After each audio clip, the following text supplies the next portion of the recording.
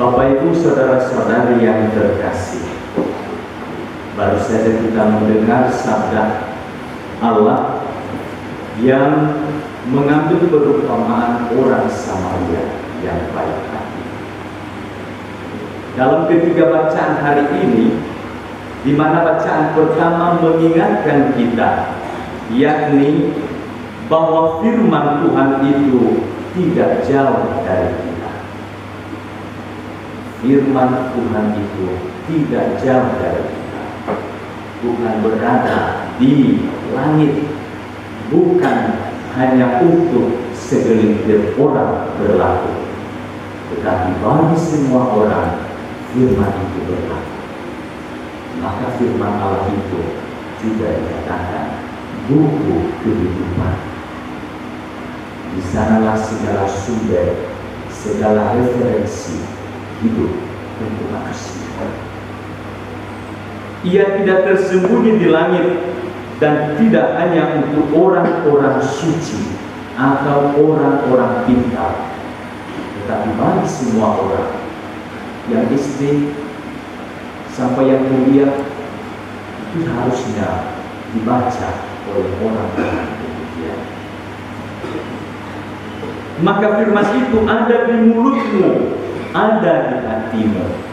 Artinya bahwa firman itu sangat dekat dalam kehidupan kita. Namun dari semua apa yang disampaikan oleh bacaan pertama itu, seringkali kita berpikir bahwa firman itu hanya milik orang baik, hanya milik orang suci, sehingga begitu saja pun, atau jangan-jangan tidak ada di rumah kita saja pun, apakah ada kitab suci di atas lemari atau di mana kita tempatkan, atau jangan-jangan hanya buku bacaan lain, buku novel.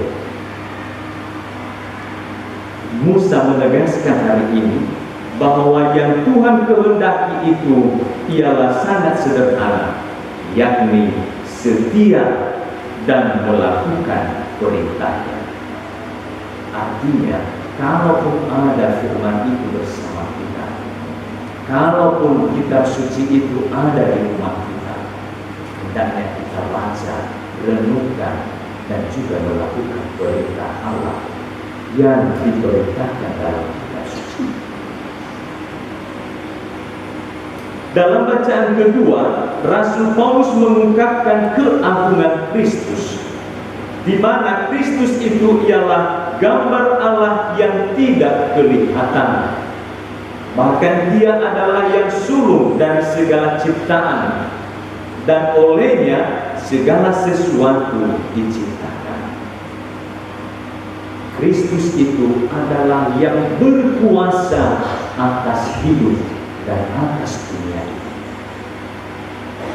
Walaupun dia berkuasa dan dulunya dia tersembunyi, tetapi justru agar manusia mampu menyelami mengenal dia, maka Kristus yang berada di takhta Allah itu datang ke dunia untuk mendamaikan segala sesuatu. Dengan cara apa? Bukan dengan cara otoriter, tetapi dengan cara mengorbankan dirinya di kayu salib. Itulah cara Kristus. Artinya bahwa meskipun dia memiliki kekuasaan atas hidup dan mati manusia, tetapi ia tidak menghukumnya dengan cara yang kasar, tetapi justru ia mengorbankan dirinya sendiri. Mungkin kalau kita berpikir atau merenungkan hidup kita, untuk saudara kita yang salah atau yang benar atau yang tidak berkenan di hadapan kita, lalu Allah atau firman Allah mengajak kita untuk berdamai dengan dia, barangkali hal ini kita butuh berjuang. Allah tidak tinggal dalam keagungannya saja, tetapi ia turun mendekat dan menerus. Itulah Allah. Karena itu firman yang dekat tadi justru nampak dia ketika Allah turun menjadi manusia dan dekat kepada manusia. Maka apa inisiatif manusia? Ialah bagaimana kerjasama manusia itu untuk menyambut Allah yang sangat dekat, yang datang berinisiatif menawarkan dirinya. Aku mencintai, aku memeluk, aku menyelamatkan. Di sini kita melihat cinta sejati Allah itu sendiri, bahwa kasih yang mendekat, kasih yang tidak takut menjadi lemah demi menolong yang lemah. Itulah Allah. Kristus adalah teladan utama kasih yang berbelas kasih, seperti yang juga ditampakkan oleh orang Samaria tadi dalam bacaan Injil, di mana ia tidak memperhitungkan segala miliknya, segala apa yang ada dalam dirinya, tetapi ia menunjukkan apa yang perlu bagi saudara yang lemah. Saudara-saudara yang terkasih, pertanyaan dalam Injil tadi, apa yang aku harus berbuat ya Tuhan supaya aku memperoleh hidup yang kekal? Itu adalah pertanyaan yang muncul dari ahli Taurat yang tahu segala-galanya, orang cendekiawan, orang pintar di kalangan Yahudi. Ia mengenal yang namanya kitab suci, kitab kehidupan, kitab Taurat. Tetapi ia masih bertanya, apa yang harus aku lakukan demi memperoleh kehidupan yang kekal? Sebagai orang yang pintar, orang yang cendekiawan, orang yang tahu hukum Allah, ia mengutip satu ayat. Ketika Yesus bertanya kepadanya, apa yang engkau ketahui tentang kitab suci? Maka ia menjawab, kasihilah Tuhan Allahmu dan sesamamu manusia. Sebatas ini ia masuk level sempurna. Tetapi ia masih bertanya, siapakah sesamaku manusia? Siapakah sesamaku manusia? Pertanyaan ini seringkali bukan pertanyaan tulus, tetapi sebuah upaya untuk membatasi kasih. Siapakah sesama manusia yang layak dikasihi?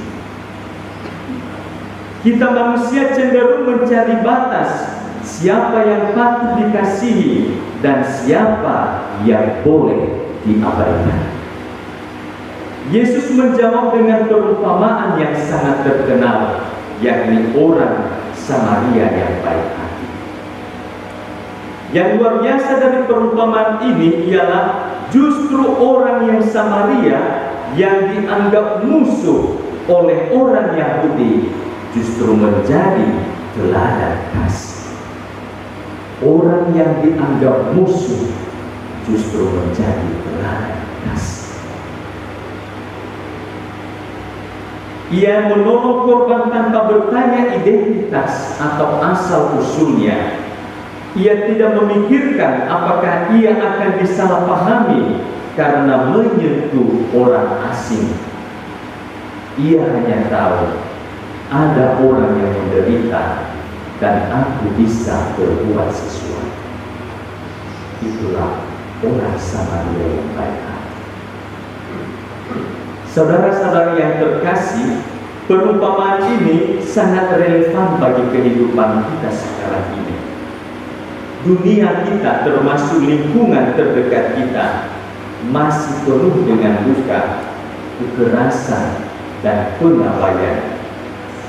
Banyak orang menjadi korban di pinggir jalan kehidupan, orang miskin yang terabaikan, tetangga yang sedang sakit, anak muda yang kehilangan arah, sesama yang sedang berduka, bahkan anggota keluarga kita sendiri yang kesekian.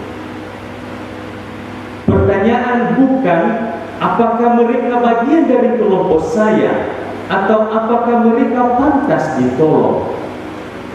Itu bukanlah sebuah pertanyaan itu. Tetapi sabda Allah mengajak kita atas situasi yang saat ini kita alami, yakni apakah saya bersedia menjadi sesama bagi mereka. Jadi bukan pertanyaannya apakah layak saya menolong dia, tetapi pertanyaan apakah saya bersedia menjadi sesama bagi mereka. Sesama bagi mereka itu berarti materi, relasi, pengorbanan, persembahan, kasih kepadanya. Kamu tidak memperhitungkannya, tetapi Allah melihat itu sebagai persembahan untuk padanya. Sebab itulah wujud kasih yang bukan hanya dalam taraf teori, tetapi nyata dalam kehidupan sekarang. Kita bisa tahu banyak tentang Tuhan, tapi jika kita tidak berbelas kasih, semua itu sia-sia. Iman Kristen yang sejati ialah iman yang berbuah dalam tindakan kasih. Saudara-saudari yang terkasih, sabda Tuhan memanggil kita untuk tidak berhenti pada kata dan pengetahuan, tetapi melangkah ke dalam aksi kasih. Tuhan tidak menuntut hal besar dan rumit, tetapi meminta kita mewujudkan kasih dalam tindakan kecil yang nyata setiap hari bagi siapapun yang membutuhkan. Mari kita belajar dari Samaria yang baik hati dan terlebih dari Kristus sendiri, agar kita sungguh menjadi sesama bagi siapapun yang membutuhkan. Semoga